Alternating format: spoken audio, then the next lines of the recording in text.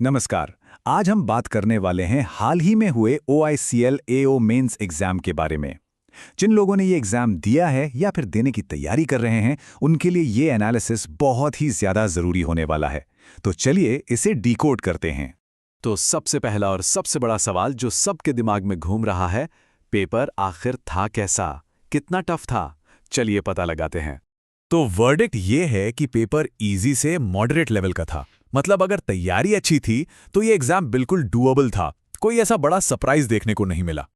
आज के इस एनालिसिस में हम क्या क्या कवर करेंगे, एक नज़र उस पे डालते हैं। सबसे पहले देखेंगे ओवरऑल वर्डिक्ट, फिर कंप्यूटर और जनरल अवेयरनेस का करेंगे डीप डाइव, बाकी सेक्शंस पर भी एक नज़र डालेंगे और आखिर में बात करेंगे फ्यूचर में सक्सेस के लिए क्या ब्लूप्रिंट होना चाहिए। चलिए तो फिर शुरू करते हैं। सबसे पहले एक सेक्शन वाइज ब्रेकडाउन देख लेते हैं कि आखिर ओवरऑल डिफिकल्टी लेवल बना कैसे। यहां देखिए, ज्यादातर सेक्शंस इजी टू मॉडरेट की कैटेगरी में थे, लेकिन ध्यान देने वाली बात यह है कि इंग्लिश लैंग्वेज और कंप्यूटर नॉलेज ये दोनों इजी मार्क किए गए हैं। इसका सीधा सा मतलब है कि ये स्कोरिंग एरिया थे जहां अच्छे मार्क्स खींचे जा सकते थे। तो चलिए अब डीप डाइव करते हैं कंप्यूटर नॉलेज सेक्शन में। जैसा कि हमने देखा, ये वो सेक्शन था जहां कैंडिडेट्स आसानी से स्कोर कर सकते थे।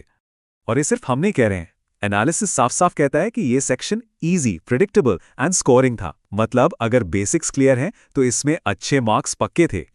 जरा सवालों पे नजर डालिए। कंट्रोल ए का फंक्शन क्या है?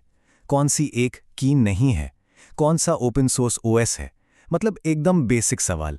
कोई रॉकेट साइंस नहीं, कोई मुश्किल कोडिंग नहीं, सिर्फ फंडामेंटल्स पूछे गए थे।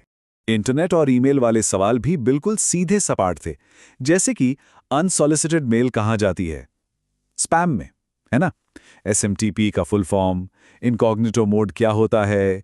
ये सब वो चीजें हैं जो हम रोजमर्रा की जिंदगी में इस्तेमाल करते हैं। बस उन्हीं की बेसिक समझ परखी गई।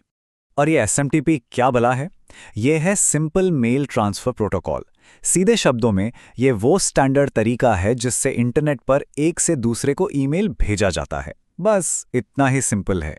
आखिर में सिक्योरिटी और हार्डवेयर से जुड़े सवाल भी फंडामेंटल ही थे। फिशिंग क्या होती है? कुकीज क्या हैं? स्कैनर कौन सा डिवाइस है? अरे भाई, इनपुट डिवाइस है। मतलब पूरा का पूरा फोकस सिर्फ और सिर्फ बेसिक कॉन्सेप्ट्स पर ही था। चलिए कंप्यूटर से आगे बढ़ते हैं और अब बात करते हैं जनरल अवेयरनेस की, यानी GA की। ये सेक्शन अक्सर गेम चेंजर साबित होता है और इस बार भी कुछ ऐसा ही हुआ।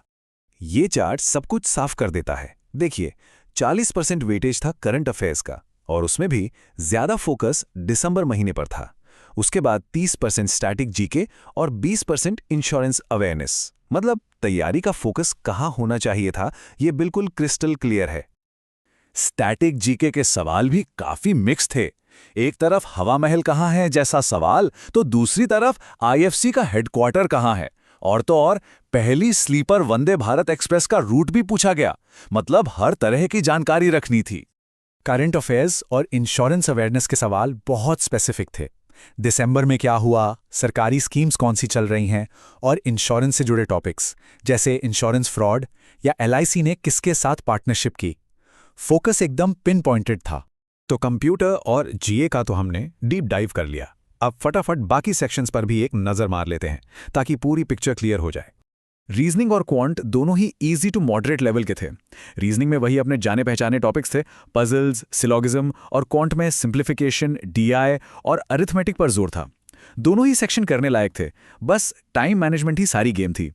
इंग्लिश सेक्शन, जैसे हमने शुरू में ही कहा, आसान था। बिल्कुल टिपिकल बैंकिंग पैटर्न पर।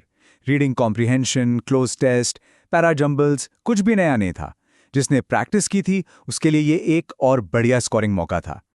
ठीक है, तो इस पूरे एनालिसिस से हमने जो कुछ भी सीखा, अब उसे एक एक्शन प्लान में बदलते हैं। देखते हैं कि आगे की तैयारी के लिए हमारा ब्लूप्रिंट क्या होना चाहिए। तो देखिए, कामयाबी का रास्ता इन 3 सिंपल स्टेप्स से होकर जाता है।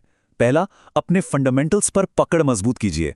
दूसरा, जो स्कोरिंग एरिया हैं जैसे कंप्यूटर और इंग्लिश, उन पर खास ध्यान दीजिए। और तीसरा, टाइम मैनेजमेंट की प्रैक्टिस। ये तो सबसे जरूरी है। और ये स्लाइड बहुत अच्छे से सब कुछ समराइज कर देती है। 2026 के पेपर का पैटर्न हमें साफ साफ बता रहा है कि आगे क्या करना है। एग्जाम में बेसिक सवाल थे तो हमें कॉन्सेप्ट्स को मजबूत करना होगा, ना कि सिर्फ ट्रिक्स के पीछे भागना है। स्कोरिंग सेक्शन थे तो उनमें स्कोर को मैक्सिमाइज करना है। सिंपल तो सबसे बड़ा टेक अवे क्या है? 2026 के OICL AO मेंस पेपर से सबसे बड़ी सीख यही है कि एग्जाम अब मुश्किल प्रॉब्लम सॉल्विंग से ज्यादा फंडामेंटल कॉन्सेप्ट्स की मजबूत समझ को तवज्जो दे रहा है। और यहीं पर हम आपको एक सवाल के साथ छोड़कर जा रहे हैं। जिस तरह से कॉम्पिटिटिव एग्जाम्स अब फंडामेंटल्स पर फोकस कर रहे हैं, क्या शॉर्टकट और ट्रिक्स पर निर्भर रहने का जमाना अब खत्म हो रहा है? सोचिएगा जरूर। हमारे साथ जुड़ने के लिए धन्यवाद।